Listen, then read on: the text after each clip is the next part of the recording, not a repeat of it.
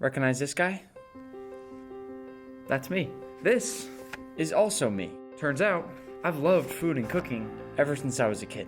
And it got me wondering, how did I get from here to here?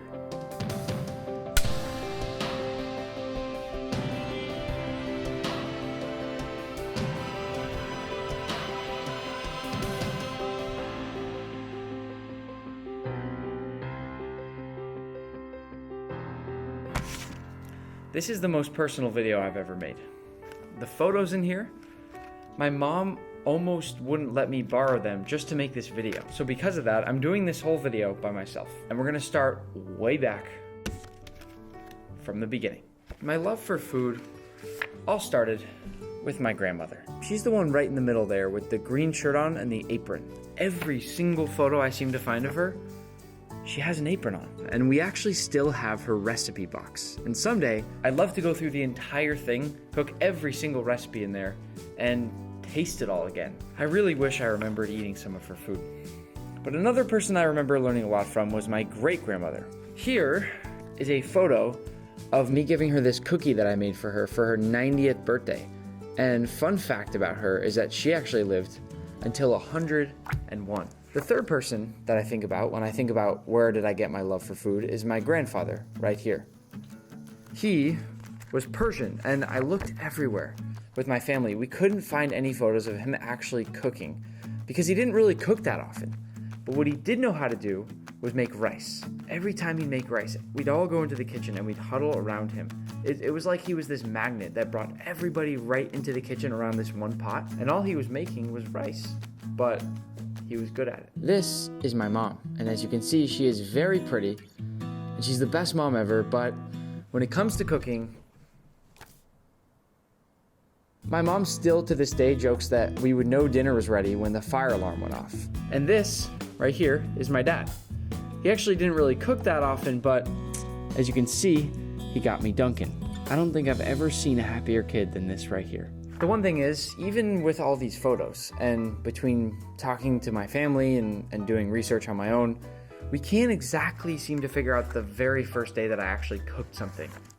But what's obvious in looking at all of these is that most of my childhood photos, like right here, this is me eating a block of cheese, they're pretty much all me either with food, eating, or trying to cook, or me in the kitchen. This is me in the kitchen exploring the pantry with two of my brothers. None of the food that I would cook or the experimentation that I did during this time looked very good. Like, I have absolutely no idea what this is supposed to be. I think I made a lobster using bread, a sandwich, and carrots. Here's me bringing this birthday cake to my brother, okay? And I'm very young, clearly, to be making a birthday cake for anybody. And as you can see, when I bring it over to him, right? We're all excited, we're all happy, but we don't have to pretend that this looks good, right? And here's another time when me and my brother Pete apparently decided to make some cupcakes. I don't know what you guys think, but to me, it looks like a dog just went to the bathroom on all of these cupcakes. Like, just went right down the line. Look at this. This is the aftermath of the cupcakes. I don't know if we did something, but my brother Pete there looks extremely guilty. We at least had what looks to be a pretty successful lemonade stand here. But this one right here, this one is my favorite photo that I think I found. You can try to look at it for a moment and figure out exactly why it's my favorite, but the simple reason is because we were having artichokes for dinner, and look how excited my face is. What kind of normal kid gets that excited by an artichoke? I guess the reason I showed you all these photos here is to say that clearly from a young age, right, I had this passion, this crazy passion for food. We've gotten through the photo album, okay?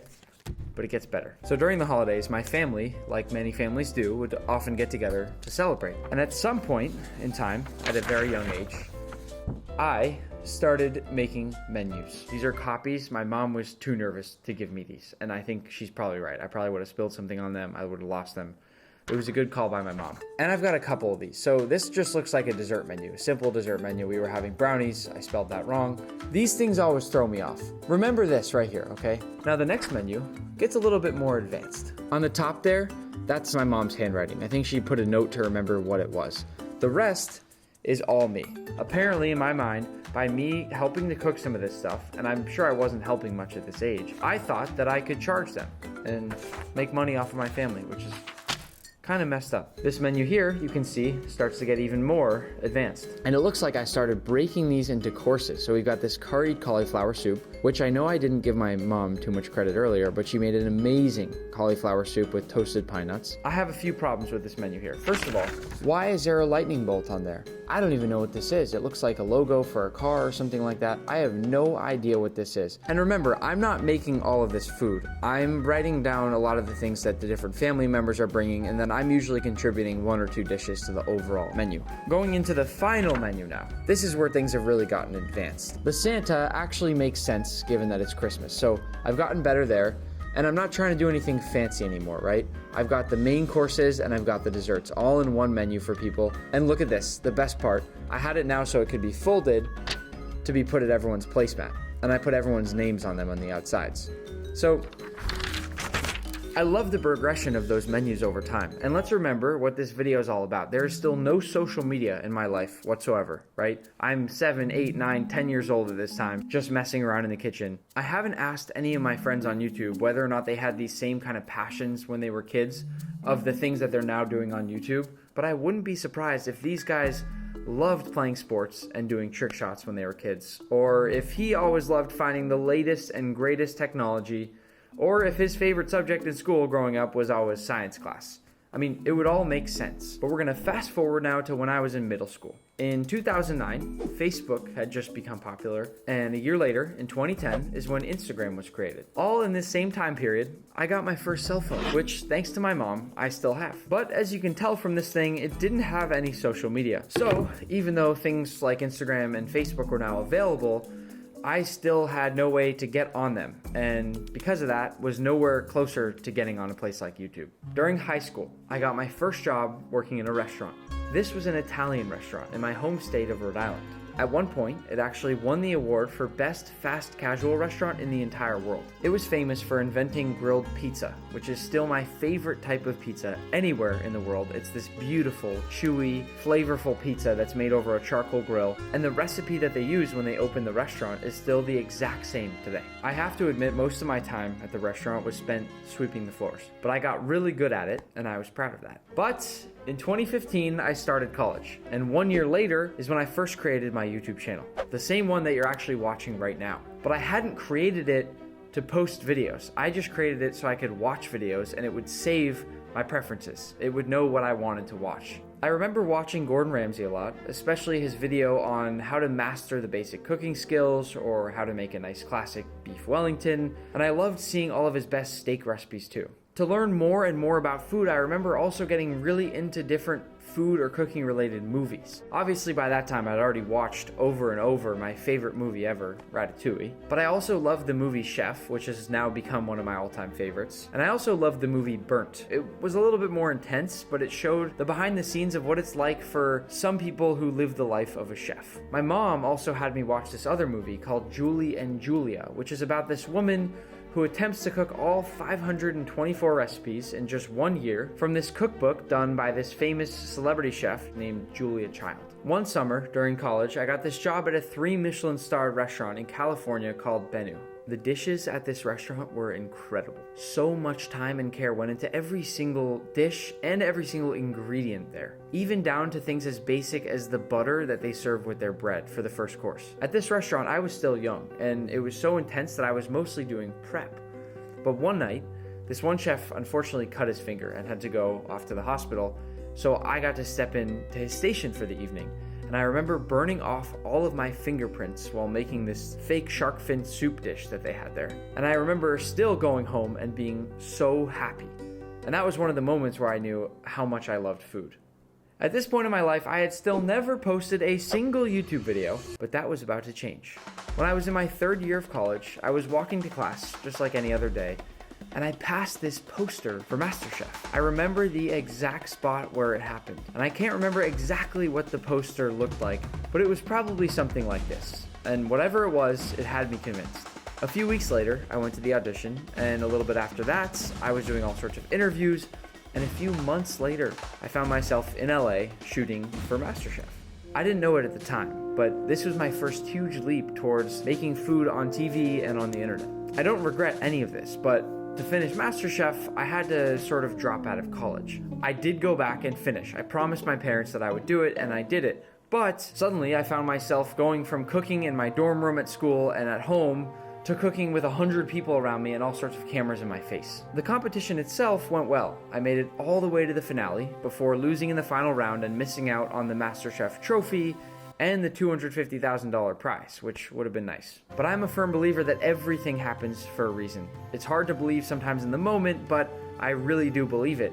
And because I wasn't able to make my dessert in the MasterChef finale, I went back home and I posted my first YouTube video. I don't know what caused me to do it exactly, but with this video, I just wanted to show people what I would have made if I got to compete in that final round. So this was a huge moment, right? I'd made this video, I'd put it on YouTube, it was doing well. I gotta make more, and they didn't do so well. They did so poorly, in fact, that they are no longer there, and I wish I left them so I could go back and see what they were, but I deleted every single one. It turned out that those people that watched my video, they were just fans of MasterChef, and they wanted to see what I would have made in the finale. They didn't really care for anything past that. And listen, guys, making a YouTube video takes so much time. And if you spend all that time and then the video doesn't perform like you want it to perform, you don't really want to make any more. And that's exactly what happened. So I stopped.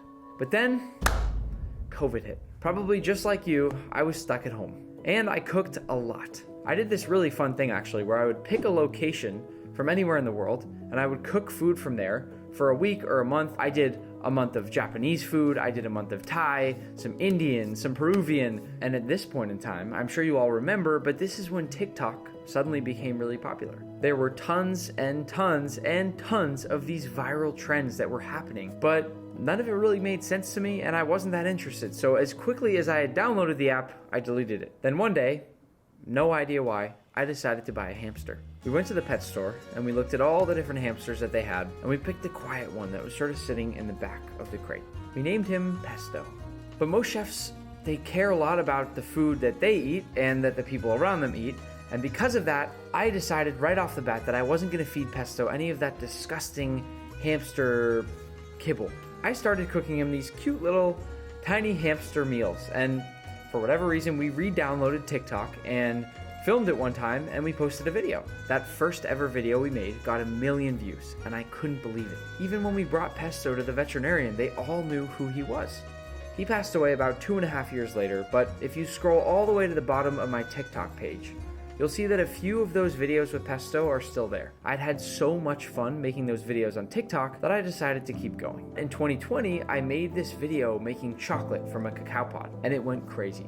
TikTok listed it as one of the top 100 videos posted that entire year. And after that, I never looked back. Every day, I'd wake up, go to the grocery store or fish market and pick up some random ingredients, and then I'd go back home and I'd film. Once I was done, I'd sit down on my computer and I'd edit. We're not quite at the stage yet where I'm making anything on YouTube, but I learned how to edit by watching videos on YouTube, and I loved it. I posted hundreds and hundreds of TikTok videos, but like anything, doing the same thing every day gets tiring. One day, I called up one of my friends named Manny. He'd actually helped me film something a year before, and I asked him if he'd be interested in trying to make a few YouTube videos together. And the next morning, Manny showed up at my apartment and we filmed our first YouTube video together. Little did I know, this was the start of a new chapter in my life. It was the start of my journey on YouTube.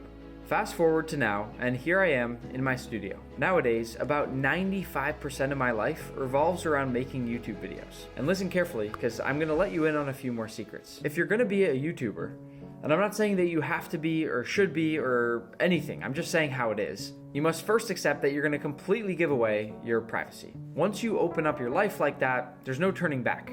People are going to try to find out where you live, they're going to try to get your phone number, they're going to stop you on the street. It's also very difficult to have a work-life balance. The reason I'm sitting in a studio right now and not in my old apartment is because waking up and working in the same place that you live, it gets really difficult. But if you're going to be on social media, then your work and your life are going to be largely the same, totally blended together. One more thing you have to accept, and I'm probably forgetting a few things, is the uncertainty.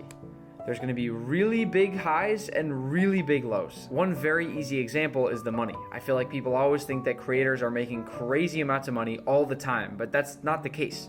One month you might do really well, and it definitely happens, but then another month you might not talk to any brands and you might make nothing. And another example, and my favorite one, is even simpler. See, YouTube does this thing. I'm gonna take you behind the scenes of the channel a little bit here. Basically, anytime you post a new video, it'll tell you how that video is performing compared to the last 10 videos that you posted. And of course, if you spend all this time on a video and you post it, and it's ranked 10 out of 10, that means that of your last 10 videos, this one is doing the worst of all of them. It feels terrible. It's really sad. It used to ruin my day all the time, and sometimes it actually still does. But on the other end of things, if you post a video and it ranks 1 of 10, you get these fireworks, and it's the best feeling in the world.